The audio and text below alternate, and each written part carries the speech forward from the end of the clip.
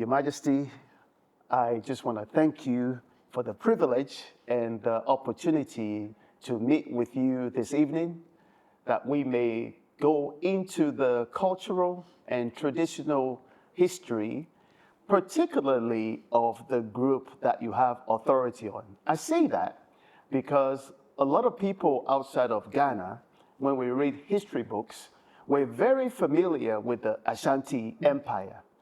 But my understanding is that there was another group before the Ashanti Empire, Yes. the Akwamu. And could you speak a bit about the history of these great people and how they finally migrated to what we know now as Ghana? We were originally from Canaan, and when the Moors moved in and took over the temple, Okay. we gathered our properties and started heading towards where the sun sets. Okay. So we followed the sun, came through to Ile-Ife, came through to Benin, came through to Togoland, and eventually ended in Ghana, because the sun sets in Ghana every December from the 22nd, 3rd, 4th, and then on the 25th, it goes back again. Okay. And Ghana being the center of the earth, we felt that this was where the Lord wanted us to stay. So we ended up here. The Akwamus were a fearsome, very intelligent, astute people.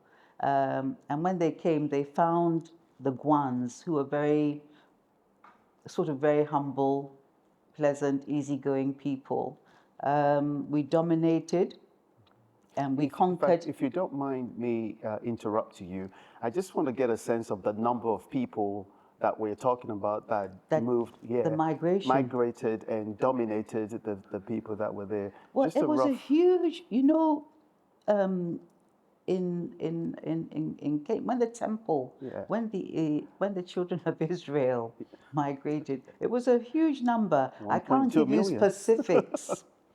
And the walking took many, many years. Okay. And so we lost groups Along the way. the way. I don't know the number that actually settled here, but it was a great enough number to be able to take charge and control of whatever was happening here. I see. Yes. Okay. Yes. Yes. So, Please go on. so we started fighting once we got in. We started fighting the Gwans, and we traveled from Ayanawaso all the way down. We settled in Akwamu and in the hills with the latter people. Okay. And we dominated the salt trade, the gold trade, the slave trade. Anything that would bring money was dominated by the Akwamus. The Akwamus. We were in regards, sorry again to interrupt you, because I want to get a good sense as we're talking about the Akwamu people, their fearlessness and the things that they got involved in. You mentioned gold trade. You also mentioned slave trade. Our audience, for example, from the West, the way that when we speak about slave trade, the picture that we see, for example, the way that Africans were taken to the Americas and the way that they were dehumanized and the way that they were humiliated and just sold off like cattle. With the Akwamu people, what kind of slave trading was taking place at that time? I think basically it was for the Akwamus. Yes. Dominance, placing, if there was somebody who was getting in the way of your getting into a higher position, then it was easy to sell them off to the white people, so you get them out of your way, so that you can. I don't think it wasn't so much as to sell off people that our family members per se, but it was something that was happening. Okay. And so, And it was lucrative. I guess for everybody at the time, I guess I'm not happy talking about it. Oh, no. But it was something that happened, and it's something that has to be mentioned Absolutely. did go on at that time. The Akwamus were so fearsome that we were even able to take over the castle in Osu. We took it over. One of our princes, Asumeni, took over the Christianberg Castle. Okay. And from the Danes, and he held the castle for 1 whole year. And eventually the Danes had to come back and buy the castle back from him. We still have the keys to the castle. That's fascinating. We were so worrisome that we were supposed to have fought with death and captured his cap. So you can imagine the sort of people that we were dealing with. And Ghanaians were very, as usual, very nice, pleasant people that we came to meet here. So all the trade, anything to do with trade, as at that point, was to do with the Akwamus. So because we were so domineering and maybe not sympathetic and maybe a little, what was the word for it? Not so straightforward. Okay. I think you used the word cunning or crafty. Yes. Crafty. Yes. Yeah. So the other tribes became, I don't like to call them tribes because they're nations. Yes. They are nations. Tribes is a word for the Europeans, but the other nations in Ghana became a bit upset with us. And so they decided to get together and get rid of us. So there was a war. The people from Akwapim went and hired the Achims, and the Achims came in to help them as mercenaries. They grouped up with the Gans and the Europeans who were in Ghana at the time, and they fought us, to the edge of the Volta Gorge, to the edge of the Volta River. As at that point we were getting weak, we'd lost a lot of heirs, we've lost a lot of territory because our empire stretched from Kwawu all the way down to Accra. So we lost a lot of ground, we lost a lot of space, lost a lot of people, and of course a lot of our people also surrendered along the way. So we have people in Aburi who are Akwams. We have people in all different parts of Ghana who are Akwams. And in actual fact, Osei Tutu, the first Ashanti, was actually trained by the Akwamus. And when he was going to be installed as king in Ashanti, we gave them 3,000 soldiers to go with him, to have him installed there. So if you get to Kumasi, you'll find that there's an Akwamu there. They're the Asafo people, the warriors who went with them to install. So it's interesting because I'm not sure whether generally people are aware of what you just stated, because again, as I said, the Ashanti Empire that's the main focus, perhaps of maybe from even African history or perhaps European history, but the Akwamus and their history has been somewhat silent. Well, we were the first empire. If you go out, another empire comes in, the Achims come in, they go out, and then the Ashantis come in, and the Ashantis come face to face with the Brits, and they fight them, they resist them, they stand up against them. So, the people who will be remembered are the people who stood up and fought. But by that time, we'd already been conquered and pushed to the edge of the because we were so terrible. So that's why they have the more of the Ashanti history, because they didn't come face to face with us. I see. We were more with the Danes, who were dominating at the time. Yes. Let's go back, if you don't mind, and let's talk about the social structure of the Akwamu community. What was that like in regards to the social life and the social structure?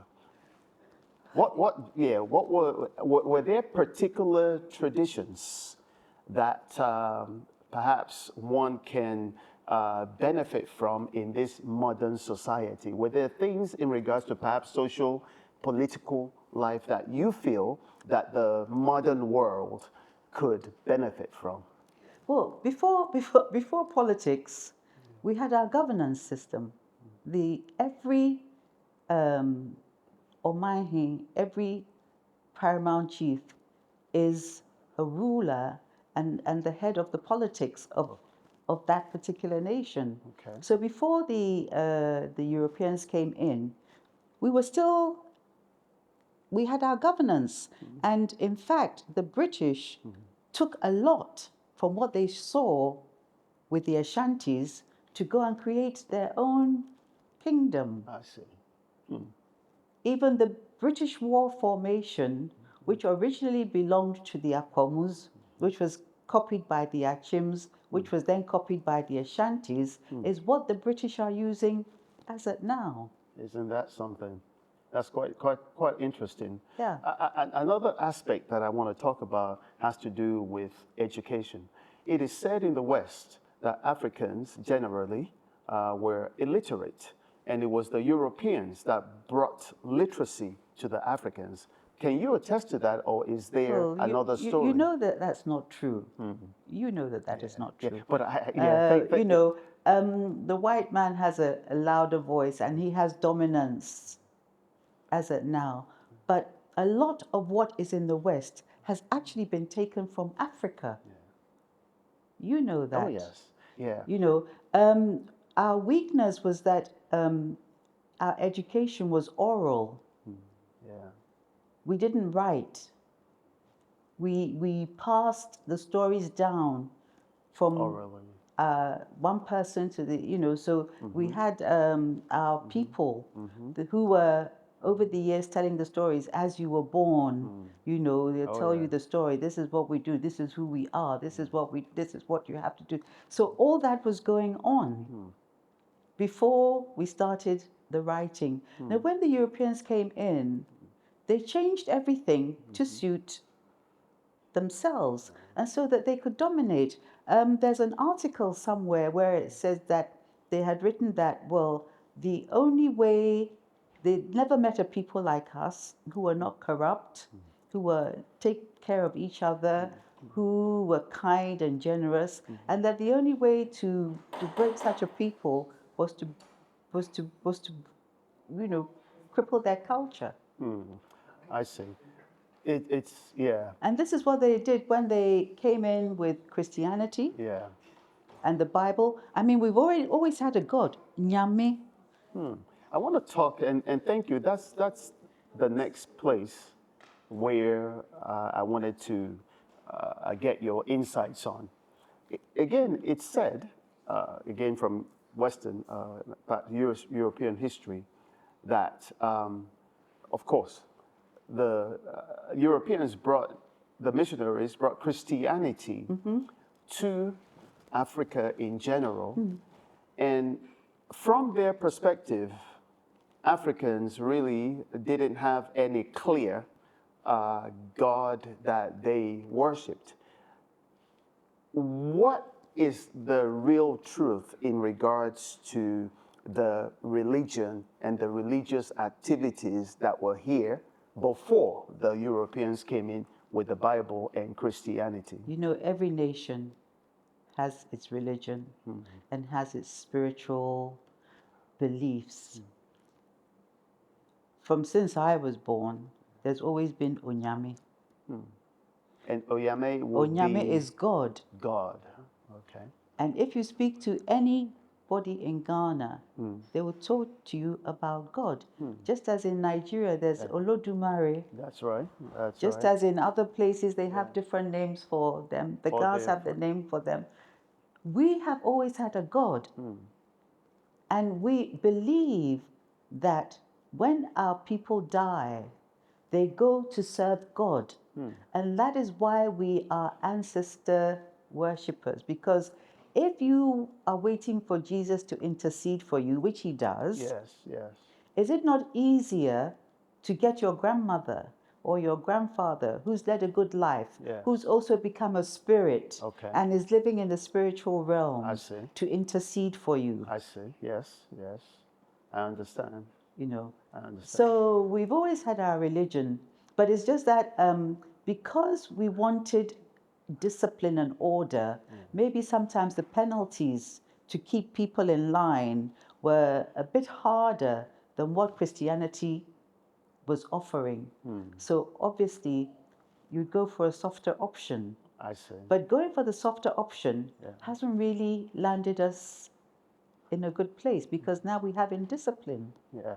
And even, I'm glad that you mentioned that in regards to Christianity perhaps being a softer version. In Christianity, we talk about grace and law. And even though the law is still there, a version, there's a particular sect of Christianity that I believe leans too much on the grace aspect, and the law is kind of maybe enforced. Yes. So basically, even though it seems like the softer version of Christianity may have been used, as you said, perhaps to draw the people somewhat into a belief system, perhaps, that may appear to be a lot better than what they were used to. But the reality of Christianity still has law. Yeah. God works. And Christianity, we all know that we have different spiritual encounters with Jesus and spiritual elements and things like that. Everybody knows that there is a God because we've all had personal interactions with God. But when you present your case to God, because He's so kind and so loving, sometimes He will get you the answer, but it takes maybe a lot longer than you would expect. Right. Now, in the traditional religion, you can get quick results. Now, if you steal my money and you said you didn't, I can get a herbalist who will come and get some herbs or whatever, and we will find out whether you stole my money or not. That's instant. God works through people. Absolutely. He can't, be here to slap you or whatever. He has to. You have to go through. But here, He has people who have the talents. And the gifts. And we live with nature. Africans are the most spiritualists because we live with nature. Herbs. We live with the animals. We live with water. We live, So we are closer to God. And I think a lot of Africans can actually interact with God more closely than through the Christian way of doing things. So when they came, my great grandmother, for instance, was the Princess Royal, or the Queen Mother for Achimabwakwa. Her brother Amwakwata was the king, and he was a traditionalist. His sister Jankroma introduced, and her husband wanted to introduce Christianity into the area. Now, there was a lot of, resistance? There was a lot of resistance from the king. And he banished his sister and her husband, and there were so many things going on. And then, of course, the Europeans were there to support them, to support the Christian. Oh, yeah, of course. And then, you speak English, or you can wear shoes, or you can, there was some sweetness. Oh, yeah. There. And manipulation. Yes, that made our people to go more in that direction. But of course, whilst we were reading the Bible and closing our eyes to say our prayers, they then took over our lands, took over our traditions, took over our culture. So our governance was totally dismantled. The way we used to govern and keep our people in check, was totally dismantled. And then they brought their own way, where they would teach somebody to speak English, and then they would translate and speak on their behalf. And people thought that was a better way of doing things than ours. But if we had kept to our ways, there'd be far less corruption, criminality, killings, or far less, because the justice or the penalties were immediate. Yeah. Yeah. Were immediate. So you wouldn't do it because, hey, if you do it, this is what's going to happen to you. And then you would be a disgrace. Also, we used to have pride in our families, in our names, in our backgrounds, who our grandfather, father was, and everybody. That's what made us what we were. But they eliminated that. And the focus was on how much money you have. That's right. It's not who you are or the quality of who you are or where you come from. You're speaking to my next question, which really is, obviously, our world has changed and moved on. I understand that perhaps about 70% of Ghanaians are Christians. And so I am myself. Yes. So we have moved on. Yes. Are there things in regards to the traditional values and cultures that we should not abandon, though we have converted, as you say, you were Christian? There's been, many Ghanaians have converted to Christianity, but are there things within that traditional system that we should not abandon and we should carry on even till today? Well, I believe there's a God, and I believe in whatever God created at the time. But I also believe that my ancestors were also there helping. And I also believe that my ancestors, when they die, still go to God. So I don't see anything wrong in pouring libation to my ancestors or asking them to intercede on my behalf with God. Although I know I have a direct channel to God. That's right, that's right. But if I can't speak to him and my grandfather is there, my uncle is there, I can speak to them and they can go and intercede for me. And maybe what I want will come out a bit faster. Yeah. So I believe that we should continue with our pouring of libation, which is our way of praying to God, not using Jesus as the intermediary, but using our own ancestors, our own mothers and fathers and our relatives who have died, who are there as the intermediaries. I believe that we should keep that. That we should hold on to that. I believe that we should keep that.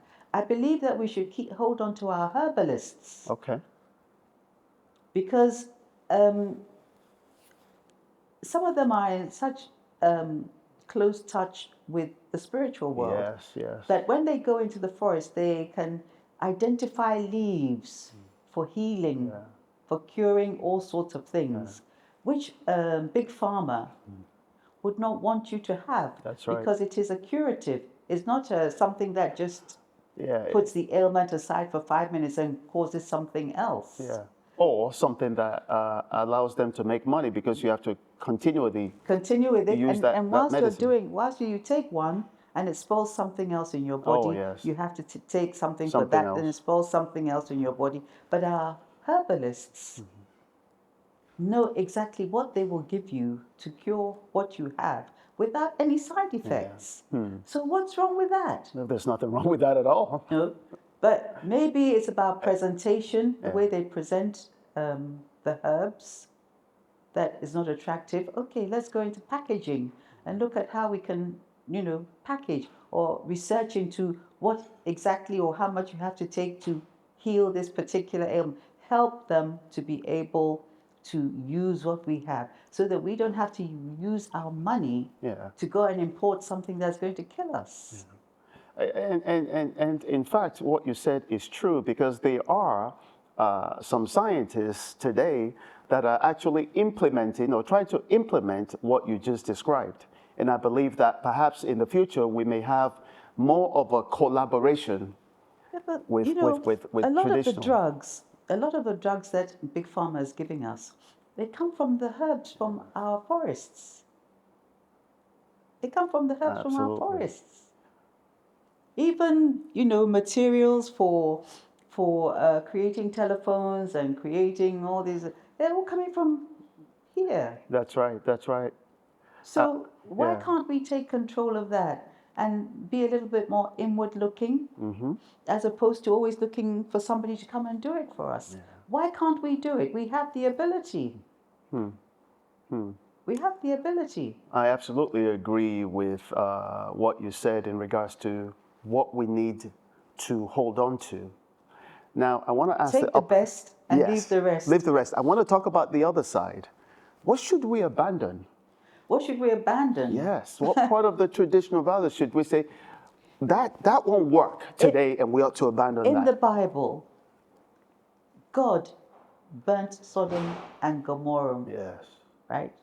Because you need a man and a woman to go and procreate to fill the earth. Yes. You don't need two Adams and you don't need two Eves. That's right. Right.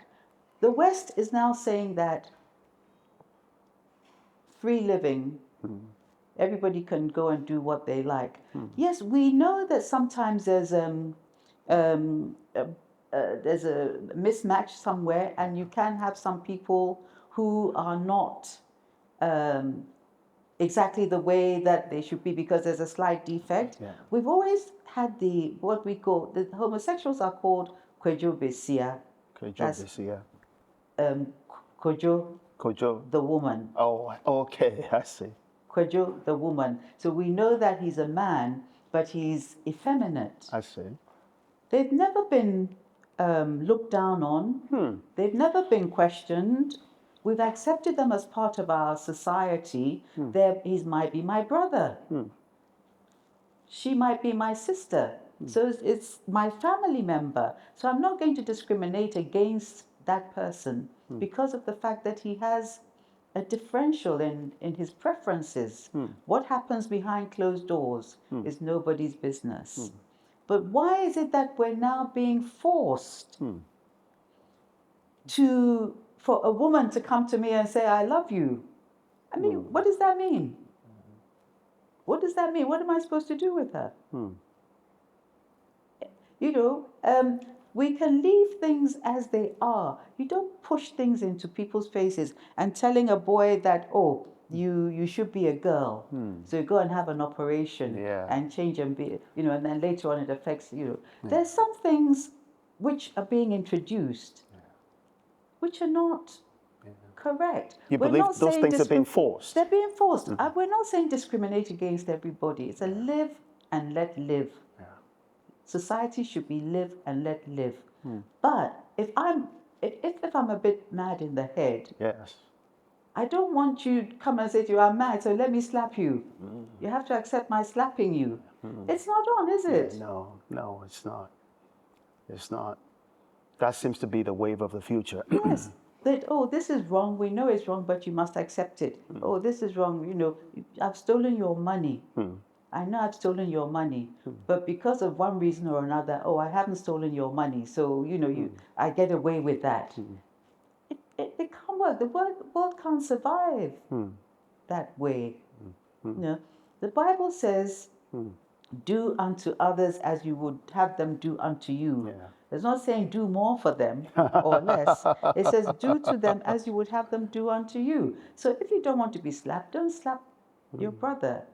You know, if you don't want to be kicked, don't kick your brother. And this used to be our African way of life. Yes. But the more Western we become, our attitudes are changing and we're absorbing these things which are really not very good for us, as far as I'm concerned. You're absolutely right. As an ambassador of these traditional values, what role do you play in making sure that those words are proclaimed outside of the Ghanaian or society? What role do you play? Charity begins at home. Okay. And everything works from sheer force of example. So if you can have your community, which exists with everybody, then I think that's the best way. I grew up abroad. I came home when I was 22. And when I came back, I thought, wow, this is like paradise on earth. You know, somebody would take off their clothes and they won't be apprehended for indecent exposure. They'll say, oh, he's mad. Or, you know, a boy would be a little bit adventurous, but the elders will take them in and try to put them back into line. We protect our own. You don't go and because a child is a bit excitable, you know, and makes a few mistakes, you go and lock them up. It doesn't make sense. You know, if somebody's taken off their clothes, maybe they're hot. Or maybe they're not feeling so well that day. Why don't you just give them a chance? Why does everything have to be so strictly black and white? You know, no, you mustn't do that, or you mustn't do this. We don't have the center path to embrace other people's shortcomings, and that really has to be looked at. Thank you so much for that insight, Your Majesty. Final question. You know, Martin Luther King had a dream. Many years ago in the United States. You know, the condition of the society and the racial discrimination that existed in his time. And still does. And still does. He never saw with his own eyes the changes. For example, President Obama becoming the first president of the nation. What would your dream be for this rich historical nation? What would you say if you were to dream and say, wow, this is what I would like to see in the future. This is my dream for Ghana. I think that there should be more self-help. I think that we should look more inwards.